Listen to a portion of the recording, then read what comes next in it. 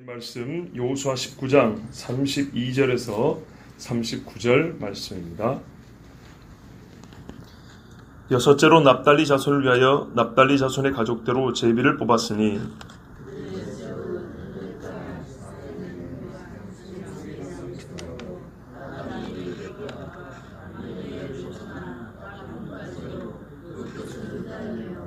서쪽으로 돌아 아스노 다볼에 이르고 그곳에서부터 훅곡으로 나아가 남쪽은 스불론에 이르고 서쪽은 아셀에 이르며 해 뜨는 쪽은 요단에서 유다에 이르고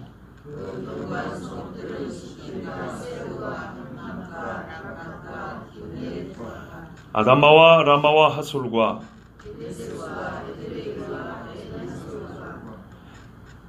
이론과 믹다렐과 호렘과 벳 아낫과 벳세메스니 모두 19성읍과 그 마을들이라.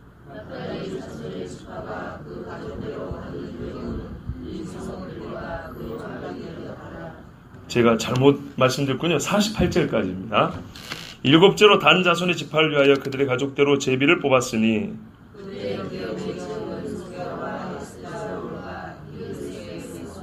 사알라빈과 아얄론과 이들라와 엘드게와 기브돈과 바알랏과 메이알론과 락곤과 요빠 맞은편 경계까지라.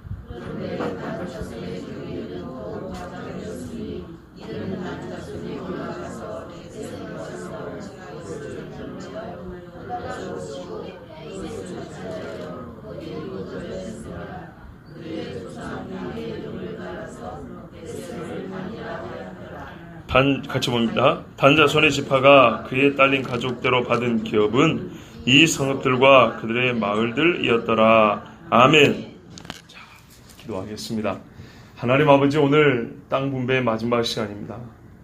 이 마지막 시간까지 하나님께서 은혜를 주시옵소서. 땅의 분배가 우리에게 땅의 선긋기가 아니라 하나님의 약속임을 알게 하여 주시고, 주님 앞에 우리가 순종해야 할 바, 순종과 불순종의 경계인 것을 알게 하여 주시옵소서. 예수 그리스도 이름으로 기도합나이다. 아멘. 라헬의 몸종 빌하가 있었습니다. 그 빌하가 아들 둘을 낳았는데요, 첫째 아들이 단이고 둘째 아들이 납달리입니다. 그런데 땅 제비 뽑기는 거꾸로 됐죠. 동생인 납달리가 먼저고 단이 마지막이 됐습니다. 단은 사실은 야곱의 아들들 중에 6번째입니다. 그렇게 되죠. 넷, 둘, 넷, 둘, 이러니까 둘. 그러니까는 맞아요. 6번째 아들인데, 지금 제비뽑기 땅 경계를 정하는 이 제비뽑기에서는 맨 꼴찌가 단이 됐습니다. 그 참 특이한 일인데요. 그건 이따가 보기로 하고요. 먼저 중요한 거는 납달리하고 단도 순서가 바뀌었다는 겁니다. 그런데 재밌는 거는 이후로 납달리와 단은 계속 순서가 바뀐 채로 나옵니다. 성경에 보면 단과 납달리 이래야 이건 출생 순서만 말하고, 이 여호수아 이하에 이렇게 가나안 땅에 들어가서부터는 성경을 보면 우리는 항상 납달리와 단 이렇게 보입니다. 희한한 이야기입니다. 자, 이 납달리한 이름은 어떻게 나오냐면 창세기 30장 8절을 보면 내가 언니와 크게 경쟁하여 이겼다. 씨름이란 뜻입니다. 네. 그래서 납달리라 그랬습니다. 자, 이 사람들이 얻은 땅이 어떻게 됐냐 하면 33절부터 나와 있죠. 그들의 지역은 이래가지고 쭉 나오는데 34절 보면 그 경계가 잘 나와 있습니다. 결론은 어떻게 되냐? 남쪽은 스불론, 서쪽은 아셀, 동쪽은 요단, 이렇게 되어 있는 겁니다. 자, 지도 한번 보십시오. 북쪽은 이방이고요, 남쪽은 스불론, 동쪽은 아셀, 서쪽은 아셀, 동쪽은 요단강, 맞지요? 이렇게 되어 있습니다. 맨 위에 예수님이 거하셨던 그 가버나움, 나사렛, 이게 다 납달리 지파 이쪽 동네입니다. 근데요, 이제 요거 좀 재밌는 것들이,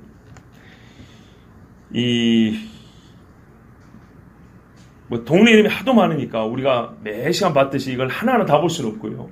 그래서 중요한 것만 좀 보면, 사하나님이라는 데 있죠. 보이십니까? 사하나님. 33절에 사하나님. 여기가 저기 이제 사사기 4장 11절에 보면 이 드보라가 전쟁할 때 사하나님 이렇게 돼 있어요. 사하나임. 예. 적군의 장수가 준 곳이고요. 이 이스라엘과 당시 가나안의 북쪽에 남은 사람들과 전쟁했던 그런 지역입니다. 그러니까 이 납달리 위에서 전쟁이 일어났던 거고요. 그 다음에 우리가 이제 좀 눈여겨볼 것이 뭐냐면 34절 맨 끝에 보면 해 뜨는 쪽, 그러니까 동쪽은 요단에서 유다에 이르고 이렇게 돼 있죠. 요단에서 유다에 이른다라는 말이 무슨 말이냐면 원래는 요단 위에 유다 이렇게 됩니다. 요단에 있는 유다, 요단강에 있는 유다. 근데 여러분 지도를 보시면 유다는 저 밑에 있고 납달리는 맨 꼭대기 있잖아. 근데 어떻게 동쪽이 유다에 닿을 수 있을까요? 이해가 안 되죠.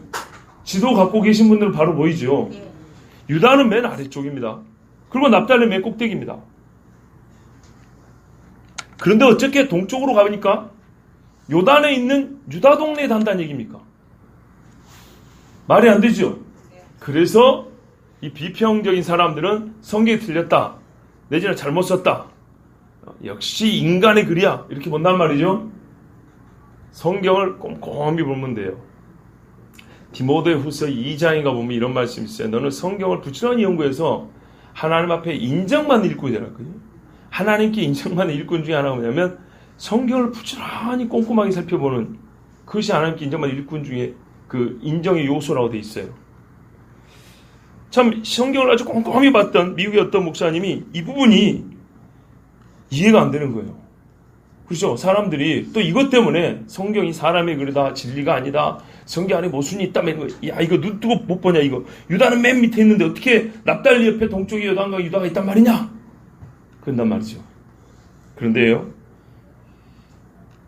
참 얼마 감사한가, 이 족보가요 이럴 때 답을 줍니다. 족보가, 우리 족보 우습게 여기잖아요. 족보에 오면은 참 무궁무진한데 여기서 답을 주는 게 이 족보 안에 그 답이 숨겨져 있습니다.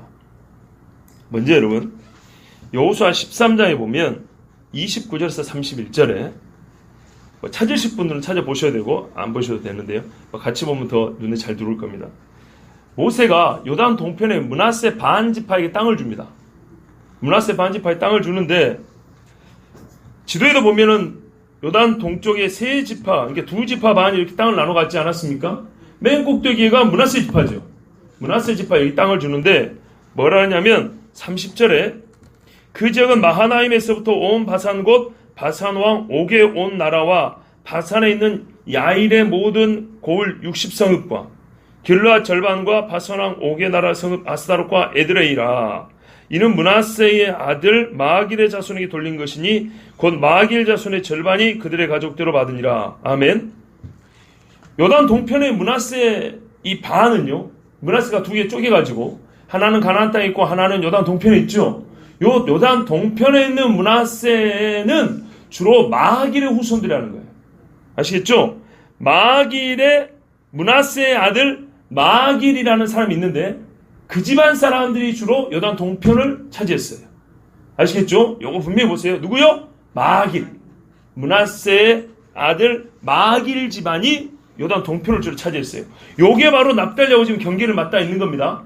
므낫세가 요단 동편을 맞닿아 있습니다. 그런데 민수기 42장 41절에 보면 므낫세의 아들 야일은, 므낫세 아들 중에 야일은 없습니다.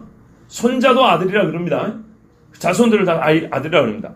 므낫세 아들 야일은 그 촌락들을 빼앗고 하본 야일이라 불렀으며 요단 동편 지역에 이 바산왕 옥이 살았던 동네에 므낫세의 아들 중에 야일이라는 사람인데 이 사람이 동네를 많이 빼앗고 뭐라 그랬다고요? 자기 이름을 붙여서 하본 야일, 야일의 동네 이렇게 붙인 거예요. 아까 여호수아 13장에도 보면 야일의 모든 고을 60성 이렇게 돼 있죠. 그러니까 봐보세요. 요 지도에 요 오른편이 므낫세 자손의 므낫세 지파 건데 이 집안 중에 누구냐 하면은 므낫세 아들 마길이라는 사람이 있어요. 마길. 아시겠죠? 마길의 후손들이 요 동네를 다 차지했어요. 근데 마길의 후손 중에 또 누가 있냐면 야일이라는 사람이 있어요. 야일. 그 야일이라는 사람이 이 중에 60개가 자기 거예요. 이 땅의 섬 60개가. 아시겠죠? 그러니까 무슨 말이냐? 요단 동쪽의 므낫세 지파 땅은 주로 야일이라는 사람이 주도권을 쥐고 있는 거예요. 야일. 야일. 므낫세 후손 중에 야일. 잘 기억해서 야일. 신명기 3장 14절에도 므낫세 아들 야일이 그술 족속과 마가 족속의 경계까지의 아르곱 온 지방을 점령하고 자기의 이름으로 이 바산을 오늘날까지 하본 야일이라 불러오느니라. 그러니까 요 므낫세의 요 윗부분 납달리라는 요 바산이라고 돼 있죠. 요 바산 땅, 요 지역이 야일이라는 사람이 주로 살았던 60개 섬 있는 하본 야일이라고 불렀던 요 동네입니다. 여기가 납달리가 다 있습니다. 그런데요, 이제 이 족보가 답이 있다는 게 무슨 말이냐면 야일은 누구 아들이라고요? 누구 지파예요? 므낫세 지파죠. 자, 그런데 여러분 역대상 2장 하나 봐보세요. 찾아보세요. 지금 역대상 2장에 보면 3절에서 5절을 먼저 보겠습니다.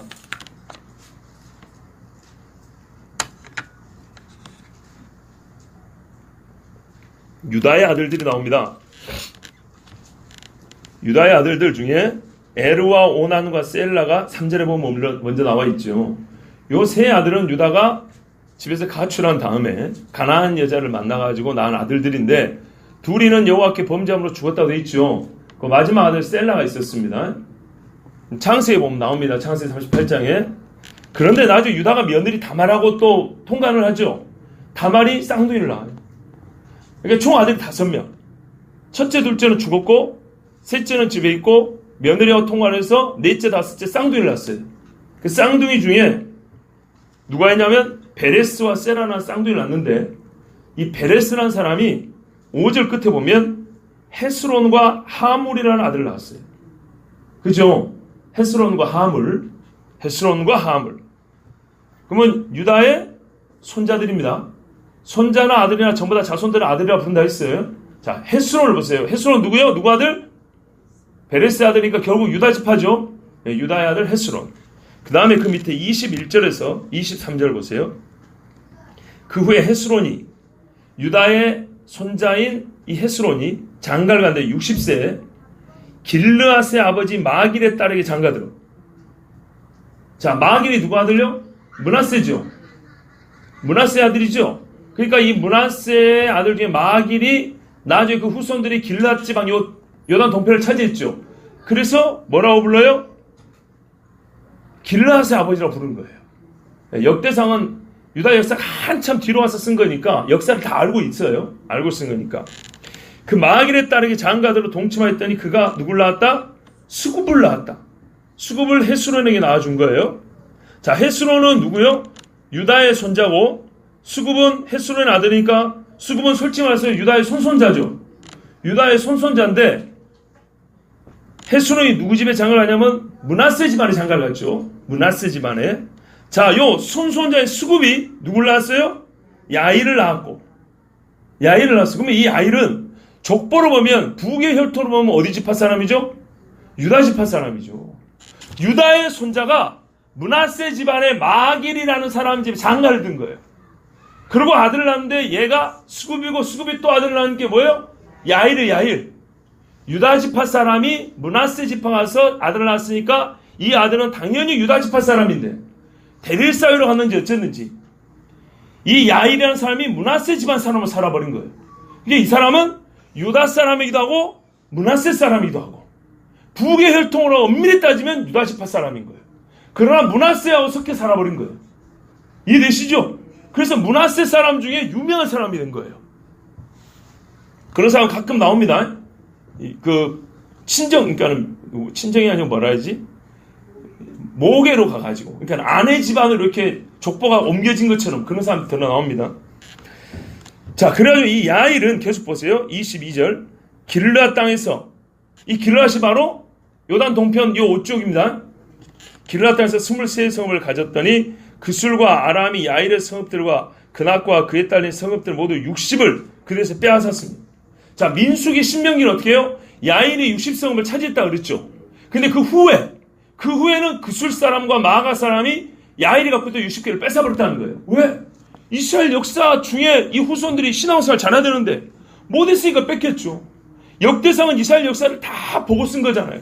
그러니까는 처음에는 하나님이 복을 줬고 야일이 유다 지파 사람이면서도 므낫세 집안의 장가온 야일이 그 집안 사람이 이 바산 골란 이 지역에 있는 60개 성을 차지했는데 이것들이 신앙생활을 똑바로 못하니까 그술 사람과 마가 사람이란 이게 압살롬의 그 외갓집이거든요. 이쪽 동네가. 이 사람들이 다시 이 야일에게 60을 뺏어버렸다는 거예요. 그러니까 받은 복을 잘 지켜야 돼요. 빼앗았으면 이들은 다 길르앗의 아버지 마길의 자손이었더라. 아멘. 그러니까 이제 이해되시죠? 요단강에 유다가 어디 있어요? 이 요단강 쪽에 마주친 경계가 어디예요? 므낫세 경계인데 이쪽 므낫세 지파 중에 요 지역은 누가 차지하고 있다고요? 야일이라는 사람이 차지하고 있었다고요. 야일은 원래 혈통들하고 유다 사람이에요. 유다 사람이 므낫세 집안에 장가를 와가지고 그 집에 머물러 살기 때문에 므낫세와 함께 사는 사람이 된 거예요. 그러니까는 족보를 손바닥 꿰뚫듯이 보듯이 보고 있는 이스라엘 사람들 입장에서 뭐예요? 요단에 있는 유다 집안 사람하고 우리가 지금 경계를 맞다고 했다 이렇게 성경을 쓴 거예요. 이스라엘은 다 이해를 해요. 근데 오늘날 똑똑한 현대인은 이걸 이해할 수가 없어요. 그러니까 성경이 틀렸다. 이게 므낫세지 어떻게 유다냐. 유다가 어딨어요? 유다는 저 밑에 있는데 이 바보 같은 소리 한다고요. 봐보세요. 성경에요. 1.1도 벌릴 것이 없고 진리가 아닌 게 없어요. 하나님의 말씀을 이렇게 자세히 살펴보면 거기에 다 답 있고 길이 있어요. 아멘이죠? 예. 족보가 이렇게 중요한 겁니다. 정말로. 족보가 이렇게 중요한 거예요. 자, 그리고 이제 성읍들을 보니까 그 견고한 성읍들은 납달리의 견고한 성읍들은 35절 이하에 보십시오. 시딤부터 해가지고 저 밑에 베스메스까지 38절 갑니다. 그 중에 35절 끝부분에 긴네렛 보이시죠? 긴네렛 어디죠? 갈릴리 바다를 긴네렛이라고도 하죠. 디베리아 바다라고도 하고 그죠? 구약에서는 갈릴리 바다를 주로 긴네렛이라고 불렀어요. 그 동네 성읍을 따라서 긴네렛이라고 불렀던 겁니다. 13장 27절에 여호수아 13장 27절에도 보면 골짜기에 있는 벳하람과 벳니므라와 숫곳과 사본 곧 헷수본 왕 시온의 나라의 남은 땅 요단과 그 강가에서부터 요단 동쪽 긴네렛 바다의 끝까지라. 긴네렛 바다 아시겠죠? 구약에서는 긴네렛이라고 불렀어요. 신약에 가면서 이게 갈릴리 바다 또 티베리우스 로마 황제 이름을 따라 티베리아 호수 이렇게 불렀던 겁니다. 그래서 이름이 세 개인 거예요. 그 다음 하솔 36절 끝부분에 하솔은 여호수아를 대적하여 북쪽 동맹군들이 있었죠. 여기가 하솔을 중심으로 뭉쳤었던 것입니다. 자, 여기도 납달리에 들어갑니다. 그런데 납달리 지파가요 이 사람들을 점령하지 못해서 사사시대에 가나안 사람들이 다시 옛적의 이 강한 성이었던 하솔을 중심으로 이스라엘을 압제하기 시작합니다. 예. 왜냐? 여호와께 이스라엘이 악을 행했기 때문입니다. 사사기 4장 1절에 3절 여호와께서 하솔에서 통치하는 가나안 왕 야빈의 손에 그들을 파셨으니 그의 군대 장관은 하로셋 학고임에 거주하는 시스라요 야빈 왕은 철병거 900대가 있어 20년 동안 이스라엘 자손을 심히 학대했으므로 이스라엘 자손이 여호와께 부르짖었더라 그랬어요. 여러분 불순종은요 처음에 순종했는데 불순종은 그때 당시에는 이게 별로 힘들지 않은 것 같아요. 근데 시간이 지나면 불순종도요 씨가 되고 싹이 나고 열매를 맺습니다. 그때 되면 이걸로 감당이 안 돼요. 자, 그 다음에 보십시오. 38절에 이하에 이론과 이래서 총 몇 개의 성이라고요? 19성읍과 그 마을들이라 그랬어요. 자, 그런데 여러분 한번 세보세요. 이게 19개인가? 35절부터 나와 있죠. 35절부터 38절까지 세면 19개가 아니라 강의 집사님 16개죠? 아이고 성경이 틀렸네. 성경이 틀렸어요. 그렇죠? 이런 걸 따지는 사람도 있다니까요. 예수 안 믿는 사람 중에. 이런 것만 조사하는 사람들이 있어요. 이게 16개지 어떻게 19개냐. 여러분 어떻게 이걸 이해할 수 있겠어요? 봐보세요. 단서가 있어요. 단서가. 뭐라고 되냐면 35절에는 그 견고한 성읍들 이렇게 돼 있어요. 이게 무슨 말이냐면요, 방벽을 강하게 친 성읍들을 말하는 거예요. 성 중에 아주 강한 성들, 벽을 강하게 세운 성들을 열거한 게 35절부터 38절이에요. 아시겠죠? 근데 38절에는 모두 19성 이렇게 돼 있죠.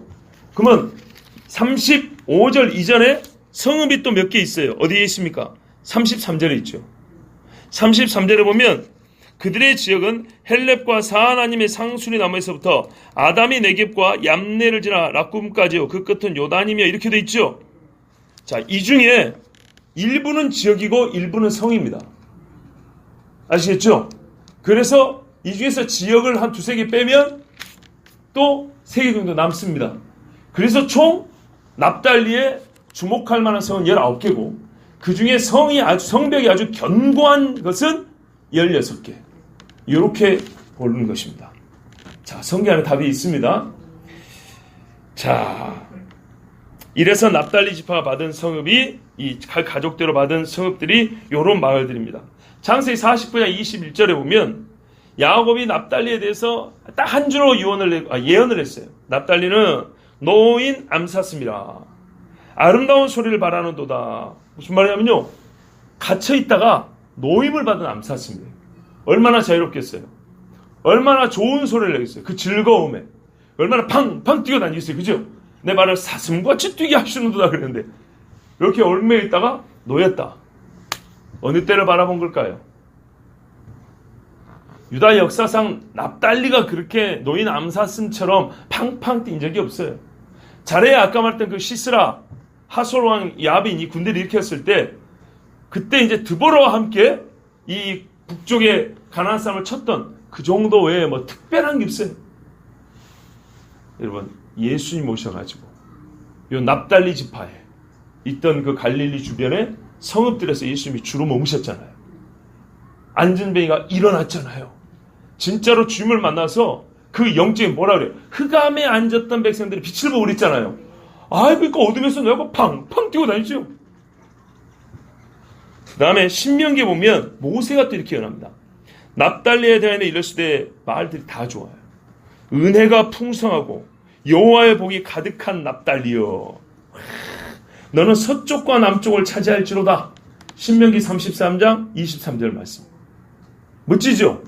이야, 납달리는요, 은혜가 풍성하고 여호와의 복이 가득하다. 그래서 너희는 서쪽과 남쪽을 차지한대요. 은혜가 족하다는 것은 누가 봐도 너는 은혜 받았다고 할 만하다는 거예요. 납달리는 암사슴처럼 주로 말도 곱고 지파의 성질이 다른 지파에서 좀 온순한 그런 지파라는 얘기입니다. 우리가 흔히 기지라고 하는 거죠. 그리고 이 사람들은 다른 지파에서도 사랑을 제법 많이 받았다는 겁니다. 이렇게 보통 봅니다. 근데 제가 보기에는 그런 것보다는 주로 예수님 시대와 관계해서 납달리 받은 복이 많은 거예요. 그래서 저는 그렇게 해석한 게 더 낫다고 봐요. 진짜 놓여있던, 잡혔던 암사슴이 놓였을 때 얼마나, 우리 옛날에 전래동화도 사슴 그런 이야기 나오잖아요. 사냥꾼이 이렇게 놔준 사슴. 한번 생각을 해보세요.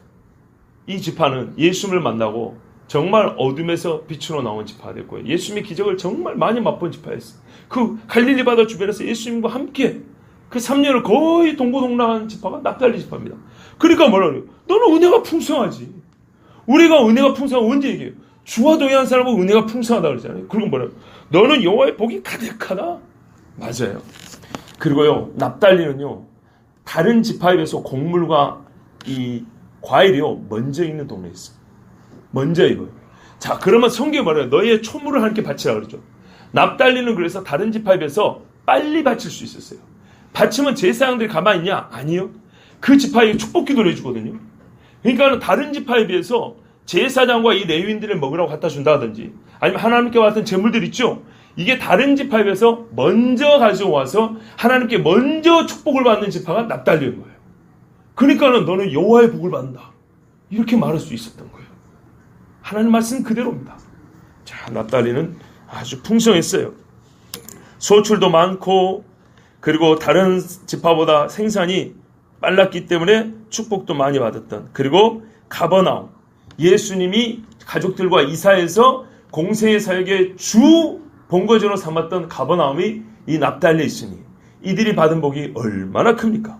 그리고 보면 서쪽과 남쪽을 차지한다 그랬죠?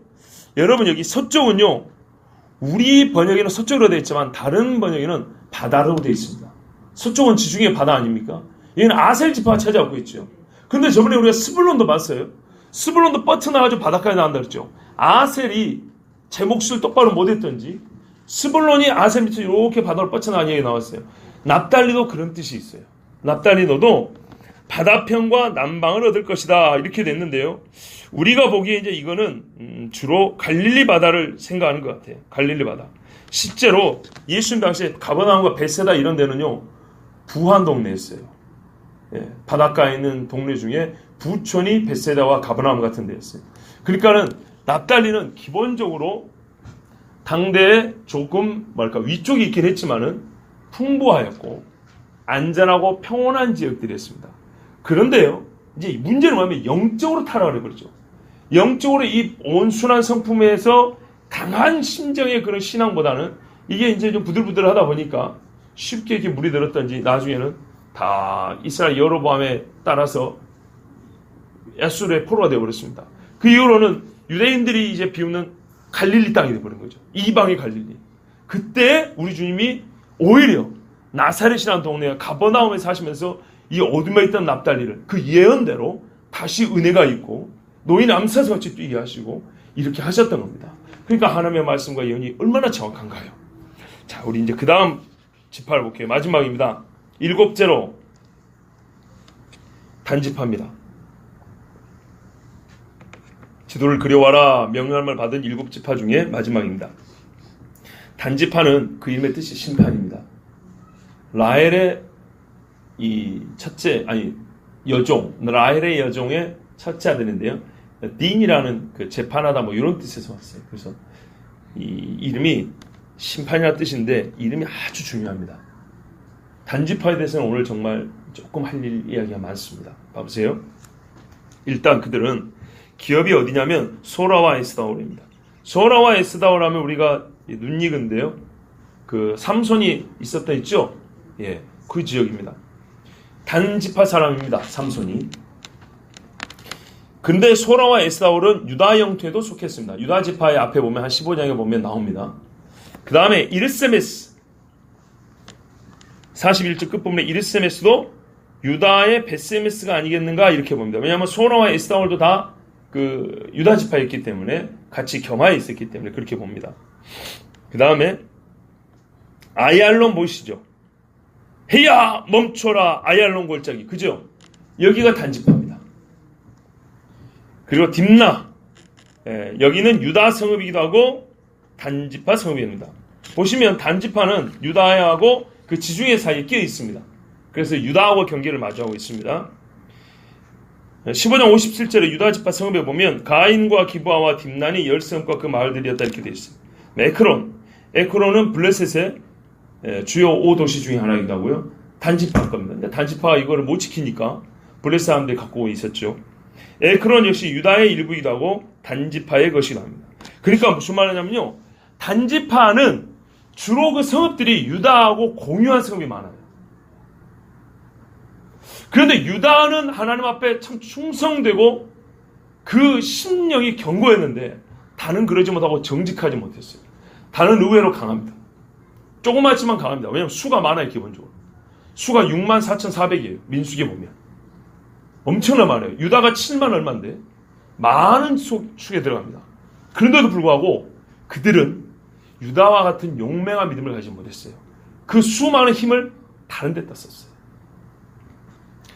자, 사사기 1장 35절 36절을 보면 아모리 족속이 단 자손을 산지로 몰아넣고, 이 많은 수가 있으면 뭡니까? 용맹함이 없어요. 하나님의 말씀에 순종하는 힘을 쓸 줄은 몰라요. 골짜기에 내려오기를 용납하지 아니하였으며 결심하고 헤레스산과 아얄론과 사알빔에 거주하였더니, 여러분 보세요. 42절에 사알라빈 있죠? 바로 이 동네입니다. 그러니까는 아모리 족속이 단지파하고 같이 있었는데 단이 이들을 몰아낼 수 있었는데 단이 그런 순종을 안 한 거예요. 다른 지파들처럼 그냥 내비를 뒀더니 오히려 아모리 족속이 힘이 세가지고 단지파를 한쪽 구석지에다 몰아넣어 버린 거예요. 그러니까는 좁아져 버렸죠. 사람 수는 많은데 살 땅이 없어져 버리죠. 그 다음에 보세요.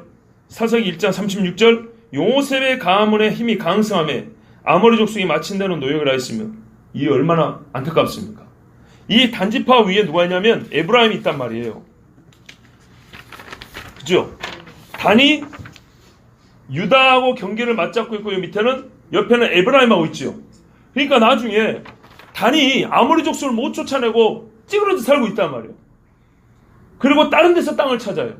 그동안에 에브라임은 오히려 힘이 세져가지고 단지파가 아모리한테 뺏긴 걸 자기들이 뺏어 살아요. 그러니까 단지파 땅이 누구 땅이 돼버렸죠? 에브라임 땅이 돼버린 거예요. 에브라임 땅이.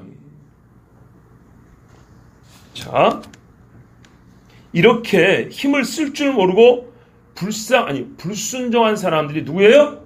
단입니다. 단. 그 다음에 이제 있다 보면은 욥바가 나오죠. 사도행전에 보면 욥바 베드로와 관계 있는 지역이죠. 예, 뭐 그 정도로 참고를 알아두시고요. 이제 진짜 중요한 게 47절입니다. 유독 길죠. 그죠? 다른 절에 비해서 지금까지 우리가 알고 있는 땅 경계, 땅 분배에 있어서 이 47절처럼 긴 절은 드뭅니다. 이 안에 참 중요한 내용이 들어있습니다. 한번 제가 읽어보겠습니다. 그런데 단자손의 경계는 더욱 확장되었으니 이는 단자손이 올라가서 레셈과 싸워 그것을 점령하여 칼날로 치고 그것을 차지하여 거기 거주하였음이라. 그들의 조상 단의 이름을 따라서 레셈을 단이라 하였더라. 자, 여기 보면요. 단 자손이 어떻게 됐다고? 땅을 확장했다고 되어 있죠. 그러면 긍정적이잖아요. 그런데 아까 뭐라 그랬어요? 아모리 족속을 못 쫓아냈다고 그랬죠. 못 쫓아내서 이 사람들이 살 땅을 잃어버렸어요. 수는 많은데 오히려 땅을 아모리 족속에 뺏겨놓으니까 땅이 좁아져 버렸죠. 그래서 땅을 찾으러 간 거예요. 그냥 땅이 확정되었으면 이 사람들이 막 긍정적으로 믿음을 가지고 이 산지를 내게 주옵소서 그런 것 같죠? 그게 아니고 불순종해서 땅을 반토막이나 뺏겨놓고 나니까 땅이 없어진 거예요. 그래서 우리 번역이 너무 친단적으로 번역이 되어 있는데 원문에 입각하게 번역을 하면 원래 이렇게 해야 돼요. 단자손의 지경이 그들에게 너무 적게 뻗어나갔습니다. 말이 다르죠? 그들이 확장해 나간 게 아니고 하나님께서 주신 땅을 뻗어나가야 되는데 가다 멈춰버린 거예요. 그러니까 어떻게 돼요? 땅이 좁아져 버렸죠. 그래서 다른 데서 땅을 찾는데 그게 레셈이라는 거예요. 그러니까 우리 번역이요. 말이 아다르고 완전 다른 느낌을 줘버리는 거예요. 단이 긍정적으로 믿음으로 막 땅을 얻은 것처럼 그게 아니고 어떻게 했다고요? 뻗어나가라고 준 땅을 안 뻗어나가고 서버린 다음에 다른 데로 가가지고 땅을 찾았다는 겁니다. 거기가 어디라고요? 레셈. 자, 여러분 지도 보세요. 므낫세 지파 맨 꼭대기에 단이라고 써졌죠. 레셈.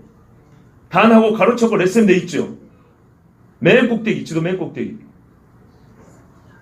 보이죠? 우리 김자 전사님 찾으면 제가 넘어갈게요. 맨 옆에 므낫세 맨 위에 헤르몬 산 밑에 보이죠? 여기까지 올라간 거예요. 저 밑에 사람들이. 주여. 그래서 신명기 33장 22절에 모세가 이렇게 예언했어요. 단에 대하여는 이르시되 단은 바산에서 뛰어나오는 사자의 새끼로다. 바산이 이 지역이단 말이에요. 그죠? 바산 땅에서. 단이 경계는 어디서 뽑아요? 요 유다 지파 옆에 남쪽에서 뽑는데 분명히 땅은 유다 지파 옆인데 모세는 이 땅을 나누기 전에 예언을 뭐라 하느냐? 너는 저 꼭대기에서 나오는 사자 새끼라 이렇게 말했다고. 근데 이 말이요. 단이 잘했다는 게 아니에요. 미래를 예언한 것이지 그것이 예언이 됐기 때문에 잘했다는 얘기는 아니에요.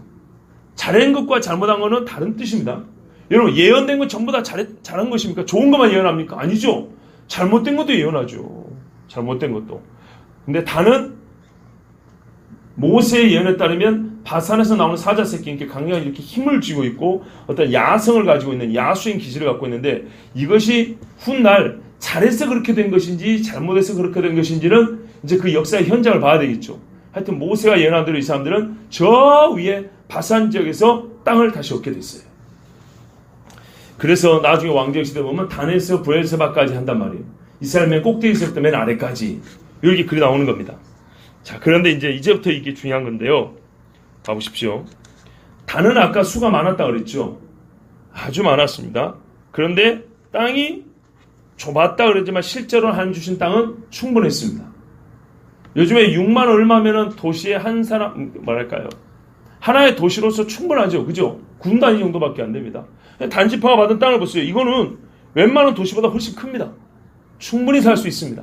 그런데 어떻게 해요? 그들이 하나님의 말씀대로 뻗어나가지 아니하므로 아모리 족속한테 밀렸다 그랬어요. 그래서 좁으니까 어디로 땅을 찾아왔어요? 저 위쪽으로 와서 레셈이라는 이 지역으로 올라와서 땅을 차지했는데, 이 이야기가, 이 47절의 이야기가 잘 기록되어 있는 데가 사사기 17장 18장입니다.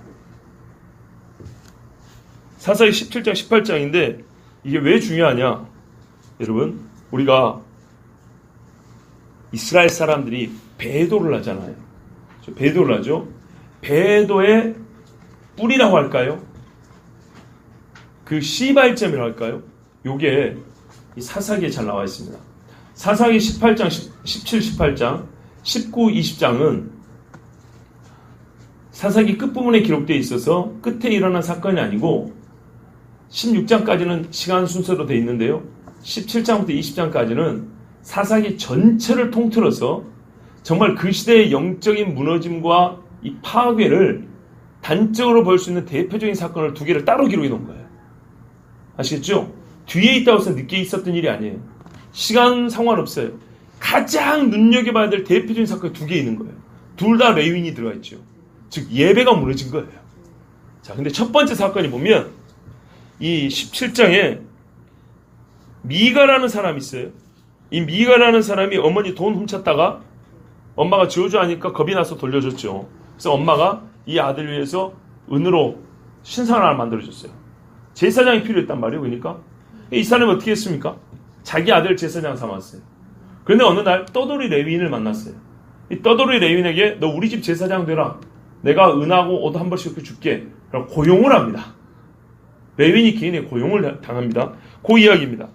사사기 17장 10절에 보면 미가가 그에게 이르되 네가 나와 함께 거주하며 나를 위하여 아버지와 제사장이 되라. 내가 해마다 은 10과 의복 한 벌과 먹을 것을 주리라 하므로 그 레위인이 들어갔더라. 개인의 종이 되어버린 겁니다. 근데 여기서 중요한 겁니다. 미국의 어떤 목사님이 여기서 로마 카톨릭의 기원을 본다고 그랬어요. 로마 카톨릭의 신부는 영어로 father, 아버지라고 합니다. 신부, 말 그대로 신의 아버지라는 뜻입니다. 성경에서 사람을 보고 이 종교의식을 집례하거나 인도하는 인도자를 보고 아버지라 부르는 게 여기가 처음 나옵니다. 뭐라고 했어요? 너는 내 집에서 뭐라고요? 아버지와 제사장이 되라.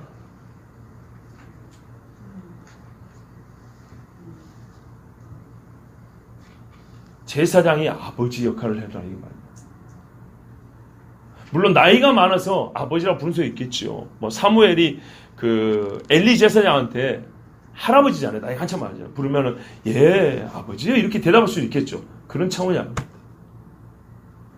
종교 의식을 집례하는 그런 사람들을 뭐라고 여긴다고요? 아버지로서 여기는, 하늘의 아버지가 아니라 사람을, 종교 의식을 인도하는 사람을 아버지로 부르는, 제가 알기로는 성경의 첫 기록입니다. 여기서부터 신부의 기원이 나왔다고 보는 이가 있습니다. 이 타락의 시발점이죠. 그 다음에 보세요. 이 사람이 뭐하냐? 레위인이잖아요. 레위인인데 신상이 한두 개가 아니에요. 18장 18절에 보면 이제 나중에 단지파가 이 재산을 뺏어갑니다. 내 나라 그럽니다. 이 잘못된 제사장 하나를 뺏기 위해서 미가 집하고 단지파하고 싸울 뻔합니다. 근데 지파가 세죠. 아무래도 한 집안보다. 그래서 단지파가 미가 집안에 있는 이 레위인을 뺏어가면서 함께 가지고 간 게 뭐냐면 18장 18절에 그 5사람이 미가의 집에 들어가서 그 새긴 신상과 에봇과 드라빔과 부어 만든 신상을 가지고 나오매. 이게 하나님을 섬기는 데 필요한가요? 전혀 필요가 없습니다. 여기서 드라빔이라는 것이 그거 아닙니까? 옛적에 라헬이 아버지 집에서 나올 때 이 안장 밑에 숨겨놨던 가정에서 섬기는 이 신이란 말이에요. 우상이란 말이죠. 이 우상 종류 한두 가지가 아니에요. 기가 막힐 일이죠. 거짓말 잘하고 도둑놈 집안에 들어가서 제사장 노릇하는 레위인이 들어갔더니 거기서 제사장 노릇을 어떻게 하니까 우상을 여러 개를 막 깎아 만들어가지고 더 만들어가지고 이렇게 세워놓고 거기서 제사장 노릇하고 있는 거예요. 그리고 뭐라고 불러요? 아버지라 부르는 거예요. 이게 드동냐고 뭐가 다릅니까 실제로?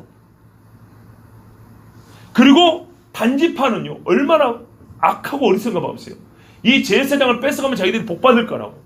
제사장이 희귀한 시대니까 제사장을 뺏어가면서 이 제사장이 이 종교의식에 필요해서 만들어온 여러 신상들을 다 싸가지고 간 거예요. 지파들 중에 자기들의 땅을 차지하면서 우상과 함께 땅을 차지한 지파는 단지파뿐입니다. 기록상 하나님이 이걸 가르쳐줍니다. 쉽게 말하면 단지파는 내가 준 땅에 내가 저번주에 우리 들었죠. 우상의 땅을 우상을 없애고 우상을 경배하는 데서 우상을 없애고 하나님이 예배하는 땅을 바꾸라 했더니 이 단지파는 우상을 더 가지고 가서 처음부터 우상의 땅으로 시작하는 지파가 단지파라 이 말입니다. 그것 뺏으라고 형제들끼리 전쟁을 하려고 그랬어요. 그래서 20절에 18장 20절에 그 제사장이 마음에 기뻐하여 왜냐하면 한 지파의 제사장 노릇 한다니까 기뻐해서 에봇과 드라빔과 새긴 우상을 받아가지고 그 백성 가운데로 들어가니라. 자 이렇게 단지파가 시작이 됐어요. 그러면 이 지파에 미안합니다. 정말 여러분 이런 표현을 용서하지만 이것밖에 내가 설명을 지파의 꼬라지가 어떻게 되겠습니까? 어떤 꼴로 이 지파가 시작이 되겠냐 말이에요. 제사장이 처음으로 경배를 위한 도구나 미래를 예측하기 위한 도구를 사용하는 것을 봅니다. 도구를 사용해서 점친다거나 그러니까 하나님이 아닌 형상들을 가지고 제사의 행위를 하는 것이 여기에 처음으로 등장을 합니다. 로마 카톨릭의 기원이라고 말하는 것도 과하지 않습니다. 기독교의 이름을 갖고 있지만 온갖 잡동사니 이교가 다 들어있는 것처럼 하나님의 백성으로 시작했지만 처음부터 단지파는 이방신을 섬기는 지파로 시작을 했습니다. 그렇게 시작이 됐습니다. 사사기 18장 29절에서 31절에 보면 그 다음에 이 단지파가 어떻게 계속 이어져 나가는지 그들의 삶이 어떻게 이어져 나가는지 딱 우리에게 눈에 딱 들어오게 설명해 줍니다. 보세요. 사사기 18장 29절 31절 이스라엘에서 태어난 그들의 조상 단의 이름을 따라 그 성을 단이라 하니라. 자 위에 올라서 개척했다 했죠. 단이라 불렀는데 그 성읍의 본 이름은 라이스였더라. 우리 여호수아는 레셈이라 되어 있죠. 성 이름은 여러 개도 붙일 수 있습니다. 뭐 한야이로 했다가 서울로 했다가 단 자손이 자기들 위하여 그 새긴 신상을 세웠고 봐보세요. 그 도시 뺏어가지고 이제부터 여기는 단이라 하면서 처음 한 짓이 뭐라고요? 신상을 그 땅에 딱 세워놓은 거예요.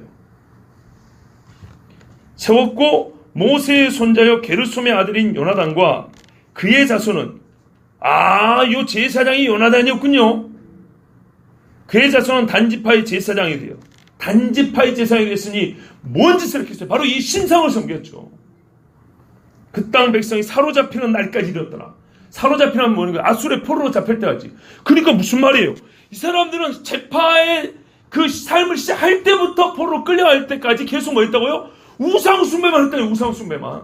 그것도 레위인을 데려다가 우상숭배한 자를 딱 꼽아놨다 이런 말이에요. 이런 지파가 있었어요. 이런 지파가. 하나님의 집이 실로에 있을 동안에 이래서 대비를 해주는 거예요. 얼마나 이게 잘못된 짓인가. 하나님의 집이 실로에 있을 동안에 미가가 만든 바 새긴 신상이 단자손에 있었더라. 이렇게 대조를 시켜놓은 거예요. 그래도 하나님의 성막이 실로에 있었다. 그래서 다른 지파들은 여기 가가지고 하나님 앞에 경배했다. 근데 다는 뭐 했다고 처음부터? 그들의 신상을 그들 안에 딱 그 지파에 딱 세워놓고 그 레위인 거기다 세워놓고 우리는 독자적으로 말이지 우리의 신앙생활 이 신상과 레위인 제사장과 이 사람도 모세의 자손이요? 근데 틀렸죠. 제사장은 아론 자손이어야 되죠. 이래가지고 시작한 거예요. 그러니까 무슨 말이에요? 영적 균열이 처음부터 시작된 데가 단지파예요. 그래 나중에 여로보암이 나라를 10지파를 쫓겨갔을 때 금수아지 2개 세우죠. 매우 상징적인 곳에다 세웁니다. 하나는 베델입니다. 베델은 세울만 해요. 왜요? 거기는 우리 조상 야곱이 하나님 앞에 경배한 자란 말이에요. 그러니까 그 영적 의미를 그대로 봐서 우리 여기서 여호와를 경배하자고. 예루살렘 갈 필요 없다고. 그죠? 절기 따라 다 예루살렘 가버린다 이 말이죠. 그러니까 예루살렘 못 가게 하려고 예루살렘과 비슷한 영적인 의미가 있고 가치가 있는 동네를 택해야 되는 거예요. 근데 가장 예루살렘과 버금갈 만한 북쪽에서 말이죠. 보통 다 남쪽에 있거든요. 브엘사바고 헤브론이고 다 남쪽에 있잖아요. 그리고 예루살렘은 베냐민과 이쪽 그 유다 지파 있단 말이죠. 그러니까는 북쪽에서 가장 영적으로 거룩한 곳이라고 찾은 데가 어디에? 베델. 그러니까 금수아지 베델에 세워놨어요. 그리고 하나, 저 북쪽에 사는 사람들이 또 섬길 만한 장소를 찾는데 거기는 어떻게 해요? 종교성이 투철한 곳, 단. 그래서 하나는 예루살렘과 경쟁하면서 베델에 세워놨고, 하나는 처음부터 이 마음이 이교성이 투철한, 종교성이 투철한 사람들이 모이는 곳 단에다가 금수아를 세워놓은 거예요. 그만큼 단이 무슨 말이에요? 여로보암이 나라를 쪼갰을 때 보니까 그들의 그 변절된 마음이 여로보암의 마음에 합한 그 땅이 단이었다는 얘기입니다. 주여. 그래서 사람들이 뭐래요? 열왕기상 12장 30절에 이는 백성들이 단까지 가서 그 하나에게 경배함이더라. 이게 무슨 말이냐면요. 저를 보세요. 이런 말입니다. 여로보암이 금송아지를 단과 베델에 세워놔서 사람들이 가서 경배한 게 아니고 단의 경우에는 그 전부터 거기 가서 사람들이 많이 경배하더라. 그래서 내가 장수를 물색하다가 그러면 단이 좋겠다. 왜? 그 전부터 사람들이 우상 숭배할 때 단 하니까 거기다 금송아지 세워놨다 이런 말입니다. 이는 보세요. 하나는 베델에 두고 하나는 단에 둔지라 이 일이 죄가 되었으니 이는 백성들이 단까지 가서 왜냐하면 백성들이 단까지 가서 그 하나에게 경배합니다. 여기에 말입니다. 추가된 게 있어요. 북이스라엘에서 추가된 행동들이 뭐냐면요. 이 바알 선지자들의 예복이 추가됩니다. 바알을 섬기는 사람들은 그들의 예복이 있어요. 그래서 나중에 예후가 종교개혁을 할 때 예후 장군 아시죠? 이세벨 죽여버린 예후. 예후가 바알과 아세라 선지자들을 끌어모으잖아요. 정적으로. 내가 바알을 섬기리라 해갖고 축제를 연 다음에 바알 선지자는 다 모여라 그런다고요. 안 오면 죽여버린다고. 그러니까 바알 선지자들이 다 모여요. 근데 이 사람들을 알아볼 방법이 있어야죠. 무고한 사람을 죽일 수는 없잖아요. 그래서 어쩌냐. 너희들 바알 숭배할 때 입는 예복 있지. 아시죠? 너희들의 의식을 지나기 위해서 입는 옷 있지. 이 긴 옷들 이렇게 검은 옷들 있지. 그거 다 입어. 그래서 표를 하려고 바알 숭배자들이 바알 제사장에 입는 그 예복을 다 나눠줬어요. 그러니까 바알 제사장들은 자기들이 그 종교 옷이 할 때 입는 이 우리말로 가운 같은 거죠. 이걸 다 입었어요. 그러니까 딱 표가 나는 거예요. 바알을 숭배하는 거 아닌 사람. 그래서 예후가 나중에 저 옷 입은 놈들만 다 죽여라. 한 놈이라도 놓치면 군인들에게 그랬어요. 네 생명으로 대신한다 그랬어요. 그래서 그 사람들 다 죽였어요. 요런 의식을 잃을 때 입는 옷. 이것도 북이스라엘에서 나옵니다. 그 다음에요. 나중에 보면 엘리야가 열왕기 하 10장에 보면 열왕기 하 10장이 아니라 아까 그 예복이 열왕기 10장에 나오고 열왕기상 18장에 보면 바알 선지자하고 엘리야하고 갈멜산에서 싸우죠. 근데 참 재밌는 게 나옵니다. 그게 뭐냐면 이 바알 선지자들이 아침부터 난리를 하죠. 그리고 막 몸을 긋고 그러죠. 언제까지 했냐면 정오까지 이렇게 돼 있어요. 이게 그들의 제사 시간입니다. 그들의 제사 시간. 하나님은 뭐냐면 아침과 저녁으로 상반절을 들어가 있어요. 그런데 바알 제사장들은 그들은 태양을 함께 숭배해서 그런지 모르지만 정오에 제사를 지냈어요. 여러분 그거 아세요? 일요일 정오 미사. 세계적인 행사 이번에 6월 달에도 뭐 트럼프 그 북한 관계에서 무슨 평화기도 어째 이런 게 있었어요. 뉴스 검색에 나옵니다. 바티칸에서 일요일 정오 미사. 정오 미사라는 게 어디서 나는지 아십니까? 이 정오라는 것. 한낮에 해가 딱 중천에 떴을 때 그들의 신에게 경배하는 것. 이게 바알 선지자가 했던 짓거리입니다. 이게 근데 어디에? 전부 다 북이스라엘에서 했던 짓들이 지금 성경에 기록이 나옵니다. 그 다음에 뭐 있습니까? 우리가 잘 알듯이 여신숭배. 얼마 전에도 들었죠? 여신숭배. 예레미야 보면 잘 나온다 있어요. 그 중에 한 구절 다시 읽어드리면 44장 17절에서 19절에 우리 입에서 낸 모든 말을 그러니까는 포로로 끌려가자고 남은 유다인들이 애굽으로 도망가지 마라. 내가 너희를 살려준다. 하나님의 약속인데도 끝까지 산다고 애굽으로 도망갔죠. 그 예레미야가 또 말을 합니다. 왜 그렇게 말을 안 듣느냐고. 그때 이 사람들은 우리는 여신의 말을 들을 거야. 예레미야한테 이렇게 막 반박을 한단 말이죠. 그때 한 말. 우리 입에서 낸 모든 말을 반드시 실행하여 우리가 본래 하던 것, 곧 우리와 우리 손주와 우리 왕들과 우리 고관들이 유다 성읍들과 예루살렘 거리에서 하던 것.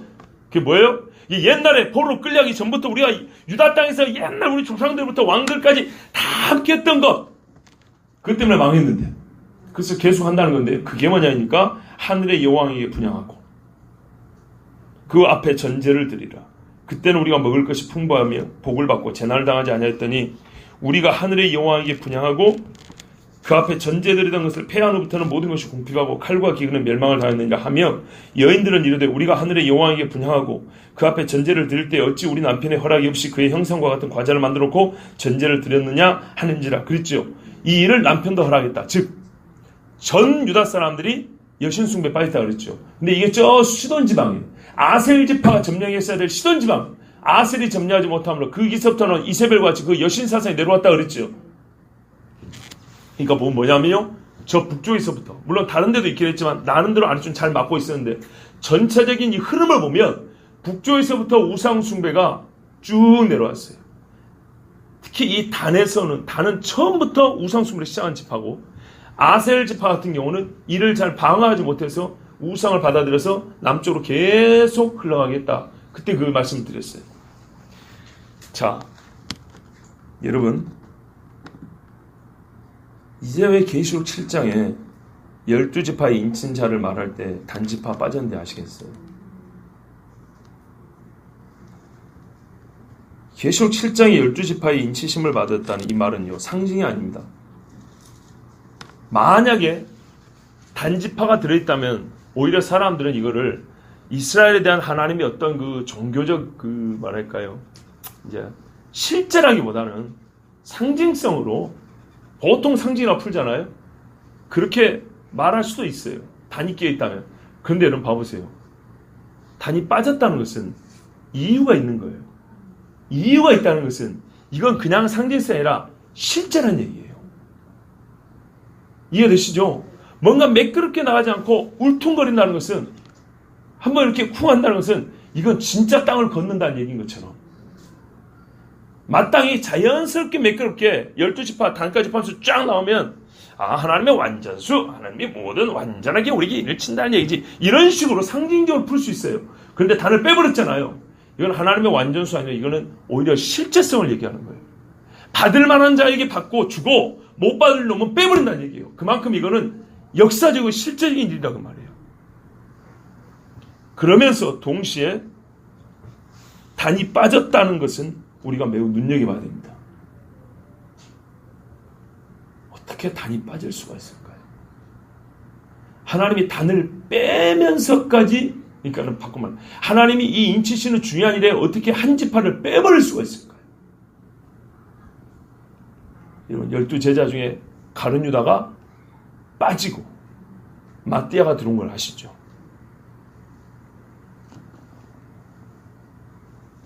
창세기 49장 16절에서 18절을 보면 야곱이 단지파에 대해서 예언하고 축복한 이게 뭐 축복인지는 모르겠지만 그 이야기가 나옵니다. 일부 축복이지만 이중적 의미로 보면 한편은 그들이 행할 악행을 미리 보는 것이기도 합니다. 창세기 49장 16절 이하에 단은 이스라엘의 한 지파같이 그의 백성을 심판하리로다. 단은 길섭의 뱀이요 새끼의 독사로다. 말굽을 물어서 그 탄자를 뒤로 떨어지게 하리로다. 여호와여 나는 주의 구원을 기다리나이다. 이게 좋게 해석하면 어떤 뜻이냐면 그가 다른 백성을 심판할 정도로 뭐랄까요 의로운 일, 공의로운 일을 행한다 할 수도 있겠죠. 긁어보세요. 길섭의 뱀이요 새끼라 독사로다. 말굽을 물어서 그 탄자를 뒤로 떨어지게 하리로다. 숨어있다가 적군이 일어날 때 말굽 확 물어갖고 넘어뜨려서 승리한다는 거죠. 예를 들면 삼손 같은 경우를 보면 알 수 있어요. 이 중에 한 사람이 나와가지고 그래서 블레서고 막 싸우면서요. 그러면서 뭐래요? 여호와여 나는 주의 구원을 기다리나이다. 이렇게 해서 삼손 같은 사람들이 이렇게 나서서 이렇게 혼자 말이죠. 혼자는 얼마나 약합니까? 그렇지만 말탄자를 넘어뜨릴 정도로 강력한 힘을 발하면서 사역을 열심히 감당하면서 주여 우리는 주의 구원을 바랍니다라는 뭐 그런 좋은 해석을 할 수도 있지만 여러분 뭔가 좀 느낌이 안 좋죠. 희한하게 느낌이 안 좋습니다. 번역이 우리 번역은 좀 너무 좋게 돼 있는데 조금 원문에 더 가까운 번역을 보면요. 다시 보세요. 다는 이스라엘 한 지파 같이 그의 백성을 심판하리로다가 아니고 다는 이스라엘 지파들 중에 하나로서 자기 백성을 심판하리로다. 보세요. 12지파 중에 하나인데 이 단지파가 다른 지파를 심판한다는 얘기입니다. 심판한다는 말은 좋게 말하면 자기가 의롭고 심판자의 자리에 앉아있고 나머지 지파가 악을 행했을 때 할 수 있는 거잖아요. 그렇다기보다는 다른 지파하고 이거는 약간의 어떤 대적 관계라고 볼 수 있는 겁니다. 실제로 만약에 단이 다른 지파를 심판하는 역사적인 사실이 있었냐? 없었습니다. 단이 그만한 이 의로움도 없었습니다. 아까 보셨잖아요. 반대로 단이 지파들 중에 하나임에 불구하고 하나이면서도 뭐라고요? 자기 백성을 심판하고 자기 백성을 대적하고 자기 백성들 위에 군림하는 어떤 그런 영적인 상대편에 서 있는 그런 지파라는 것을 볼 수가 있습니다. 길가의 뱀이요 행로의 독사로 말발굽을 물어 탄 자가 뒤로 떨어지게 한다. 매우 비겁함을 보여주고 있단 말이에요. 오 주여 내가 주의 구원을 기다렸나이다. 그러므로 단에게는 주님 우리가 그러잖아요. 이 단을 어떻게 해요? 주님 이 단을 생각할 때마다 우리는 주님 구원해 주시기를 기다립니다. 이렇게 보면 단은 어떻게 해요? 매우 지금 위험한 지경입니다. 단을 생각하면 우리가 구할 걸 말하면 어떻게 하면 주님이 이 지파를 구원을 받을 수 있을까요? 우리가 이 지파를 생각할 때마다 주의 구원을 기다리는 것밖에 없습니다.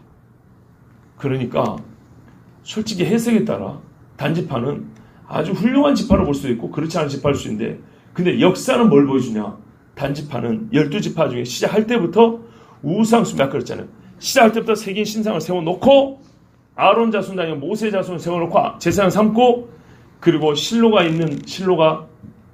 성막이 실로에 세워져 있는 동안에 계속하여 단에서 우상 숭배를 했다 이렇게 했고 사람들이 그곳에 모였다 되어 있습니다. 자 여러분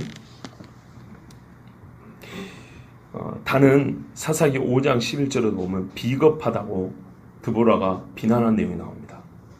너는 뱀만 부르고 이스라엘의 싸움에 나서지 않는다고 비겁하다 이렇게 나옵니다. 마치 길섭에 숨어 있다가 자기 이득이나 취하는 그런 뱀같이 얘기를 하고 있습니다. 여러분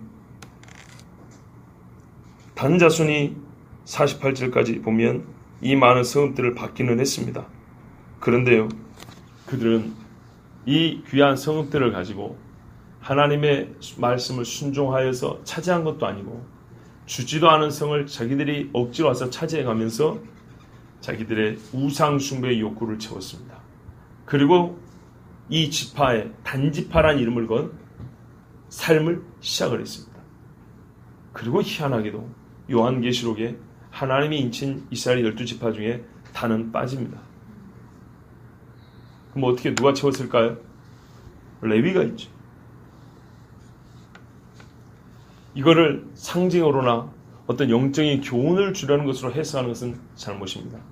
말 그대로입니다. 왜냐하면 성경에 보여주는 단은 결코 하나님의 의의 나라에 들어갈 자격이 없다는 것을 여실히 보여주기 때문입니다.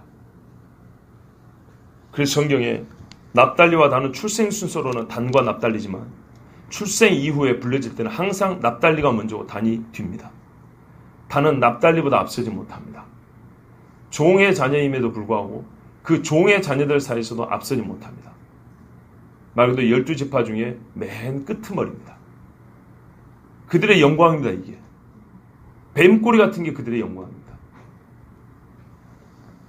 백성 중에 하나님의 백성 중에 최초로 배도한 지파 그들의 불순종으로 말미암아 가룟 유다처럼 하나님의 백성에서 추락의 추락을 거듭해서 나중에는 하나님의 족보에서 불려지지도 않는 지파 이게 단지파입니다. 여러분 성경 말씀을 기억하십시오. 출애굽기 32장 33절에 여호와께서 모세에게 이르시되 누구든지 내게 범죄하면 그는 내가 내 책에서 지워버리리라. 하나님의 말씀을 진짜 경홀히 여기지 마세요. 저는 뭐라고 참 그렇지만 우리가 가는데 순서가 없지만은 그냥 보통의 일상적인 순서로 보면 여기 계신 분들 대부분을 장례를 치러야 될 사람입니다. 제가 여러분의 장례식에 가서 설교할 말씀 하나님 앞에 구할 때 이 사람은 단과 같아서 그러면 안 되겠죠. 내가 아무리 그러고 싶지 않은데 하나님이 계속 속에 강력하게 단이라고 해버리면 어찌 할까요? 저는 다른 말을 못합니다. 그러면 성경에 누구든지 뭐라고요? 내게 범죄하면 이에는 회개하지 않는다는 게 포함되어 있죠. 내가 내 책에서 지워버린다 그랬어요. 예레미야의 17장 13절에 매우 중요한 말씀이 있습니다. 요한복음 8장 보면 현장에서 가늠하다 잡힌 여자가 있습니다. 이 가늠하다 잡힌 여자에게 사람들이 돌을 던지라 그러죠. 근데 예수님이 땅바닥에다 글을 썼다고 그랬습니다. 글 쓴 내용이 뭔가는 잘 모릅니다. 여러 추정들이 있지만 그거는 글 내용을 알 수가 없기 때문에 그게 중요한 게 아니라 했습니다. 땅바닥에 글을 쓴 행위가 더 중요합니다. 왜냐하면 그 율법을 잘 알고 이 여인을 죽이려고 왔던 사람들은 예수님의 행위가 무슨 뜻인지 알기 때문입니다. 예레미야 17장 13절에 이스라엘의 소망이신 여호와여 무릇 주를 버리는 자는 하나님을 버려버린 자는 다 수치를 당할 것이라. 무릇 여호와를 떠나는 자는 버리는 자와 떠나는 자는 같은 말이죠. 찬송을 거꾸로 말하면 여호수아에 보면 내가 너를 떠나지 아니하리라 버리지 아니하리라. 거꾸로 돌리면 떠나는 자와 버리는 자는 흙의 기록이 되어버리니 그 이름을 흙에다 써버린다 그랬어요. 바람에 보면 흙에 날아오면 이름 없어지는 겁니다.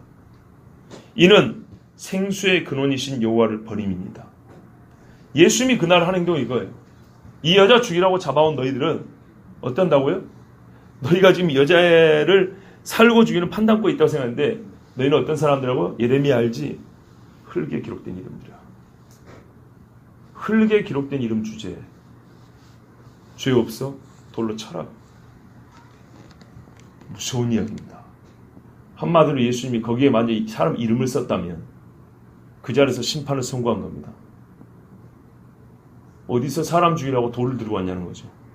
흙에 기록된 이름 주제에 심판자는 예수님이잖아요. 여러분, 이 성경 말씀의 실제가 단입니다. 가장 복받은 12지파에 가장 저주받은 자가 나온 겁니다. 저는 여러분에게 지금까지 수없이 설교했습니다. 근데 그 중에 아주 강조한 게 뭐냐면 제발 신앙생활을 성경대로 안 하는 것이고 성경 말씀을 제발 있는 대로 믿으라는 겁니다. 그렇지 않고 우리가 얻는 이익이 뭘 것이며 아무리 내가 용을 쓰고 그거 아닐 거 해봐야 나는 불과 얼마 있다고 숨이 멎는 썩을 몸을 갖고 있는 사람입니다. 내가 하나님 앞에 용 쓴다고 이게 뭡니까 도대체? 아무것도 아니에요. 아무것도 아니에요. 용 쓸 걸 써야죠. 받아들이는 것이 정말 복이 있는 겁니다. 하나님의 말씀에 12지파로 시작했으나 성막을 옮길 때요 단은 서쪽 세 지파의 우두머리였어요. 하나님이 쓰는 지파였어요. 셋씩 이렇게 묶어놨는데 그 중에 단지파에 속한 길을 따르는 두 지파가 있었어요. 후미를 맡긴 게 단이라고요. 길세패 순뱀처럼. 그런데 이 단이 나중에는 성막을 호위하는 대표적인 지파가 아니라 성막을 대지하는 지파가 됐어요. 시작부터. 그러니 그 이름이 하나님의 생리책에 기록이 될 수가 있습니까? 광야의 먼지, 바람에 부는 먼지가 나는 것처럼 이름이 다 지어져 버린 거예요. 이를 성경이 보여줍니다. 하물며 12지파에 하나도 하나님이 지어버리는데 감히 우리가 뭐라고 내가 뭐라고. 여러분, 경계에 경계를 다하고 근신에 근신을 다하라 했습니다. 깨어있으라 그랬습니다. 정말로요, 이 시대의 교회가 부정한 것들이 많아요. 믿음의 크기도 약하고 깨어있음도 약하고 모이기도 약하고 기도도 약하고 모든 것이 옛날보다 약해요. 근데 재밌죠? 다 알아요. 이게 그러니까 죄입니다. 아는데 안 하는 것이 죄라고요. 모르면 가르쳐주죠. 근데 더 배울 필요 없이 다 알아요. 그런데 하나님 앞에 안 해요. 그리고 이렇게 경고를 하고 주의를 주면 여러분 그냥 대수롭지 않게 여기죠. 그러니까요. 대수롭지 않게 여겨요. 하나님이 만만한 거예요. 시편에 뭐라 그러니까 네가 나를 너처럼 너와 같은 줄 아는도다 그런다고요. 내가 참고 가만 기다려주니까 내가 사람인 줄 아는구나. 하나님이 우리 속을 다 알아요. 다. 그러지 마십시오. 우리 이름이 하나님의 생명책에서 지워지지 아니하고 반듯반듯하게 이름 석자 기록되어 있으려면 성경에 하나님 말씀 순종하라 그랬습니다. 자비롭고 은혜롭고 노하일 더디하시는 하나님이 지금도 참고 계시고 우리를 기다려주십니다. 그건 때가 어디까지냐 우리가 생존시까지입니다. 그러나 우리의 생존의 시일이 언제까지인지 알지 못하기 때문에 우리는 듣는 그 즉시로 주님 앞에 돌아가는 겁니다. 저는 정말 이제 땅 분배를 마치면서요. 같은 태에서 난 납달리와 다닙니다. 아우인 납달리는 니는 은혜가 있을지로다. 니는 풍성하고 여호와께 은혜 받은 자여 너희 남사슴이라고 그랬는데 다는 자기 스스로 울타리를 벗어나가지고 하나님을 대조한 자로 시작됐습니다. 한 배에서 났는데 단에 속하시겠습니까? 미약하고 참 보잘것없이 시작했지만은 예수 그리스도와 함께하는 임마누엘의 은혜를 받은 납달리와 같이 살겠습니까? 단을 버리고 납달리와 같은 노인 암사슴과 같은 복을 여호와의 은혜의 복을 받는 우리 모두가 되길 바랍니다. 이 시간을 함께 기도하겠습니다. 하나님.